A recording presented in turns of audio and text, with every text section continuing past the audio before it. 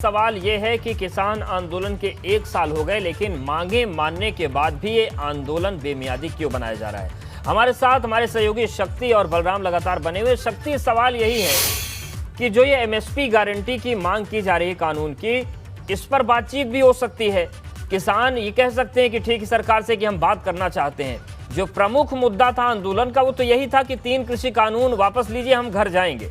अब अगर इस तरीके की चीजें कही जा रही तो कहीं ऐसा तो नहीं कि जो राकेश टिकैत एंड कंपनी बंगाल में जाकर कैंपेन चला रहे थे बीजेपी के खिलाफ, वो उसका एक ये अप्रत्यक्ष तरीका है कि गाजीपुर में बैठे रहेंगे, हटेंगे नहीं।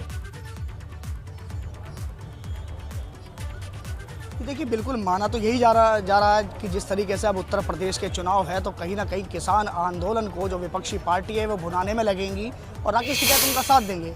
लेकिन अभी तक जब तक संसद नहीं लगती तो संसद के बाद ही हालांकि फैसला होगा। कल संयुक्त मोर्चे की एक मीटिंग है और उसी मीटिंग में कल फैसला होगा कि अगली रणनीति क्या है। हालांकि 29 तारीख तक माना जा रहा है कि 29 तारीख के बाद इसका हल निकल जाएगा और शायद उसके बाद भी 2-3 दिन लगेंगे, जिसके बाद ये किसान आंदोलन खत्म हो जाएगा।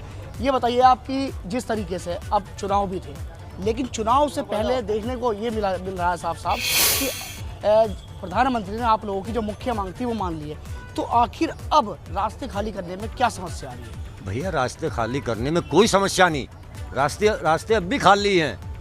रोना एक बात का, एमएसपी के लिए हम बहुत पहले से कहते आ रहे हैं, हमें ये एमएसपी पर कानून बना दें। बिल्कुल, ये बात सही है कि किसान एमएसपी पर हमेशा कहता रहा है, लेकिन जो ये आंदोलन चला था वो कृषि बिल को लेकर चला था। नहीं, वो मुख्य मांग थी कि जब तक बिल वापसी नहीं तब तक घर वापसी नहीं। हम पहले दिन से यहाँ पर हैं और 1 साल आपके साथ हमें भी यहाँ पर हो गया, ये सब सुनते हुए। नहीं, एमएसपी भी हम साथ के साथ कह रहे हैं। और अब उसके साथ जो हमने और जोड़े, भाई बिजली का और पुराड़ी का इन्होंने पहले ही मान लिया था।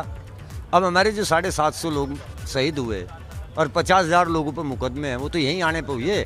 इसमें कोई ज़्यादा इतनी लंबी चौड़ी मांग नहीं, प्रधानमंत्री चाहे 10 मिनट में निपटा सकें। और मैं तो उनको यही कहूँ कि कल हमारी अहम मीटिंग है वहाँ सिंधु पर, कि इसको आप कल या परसों तक तो 100 में 100% निपटा लो, कुछ नहीं बिगड़ रहा। सिंघू बॉर्डर पर अब एक मीटिंग है, तो क्या लगता है कि हल निकल जाएगा? निकलेगा हल, जैसा लग रहा है। मतलब भले चुनाव के दौर पे ये बीजेपी सरकार या हमारी सरकार आई है और अपनी तरफ से पहल की है, तो लग रहा है कि निकलेगा हल।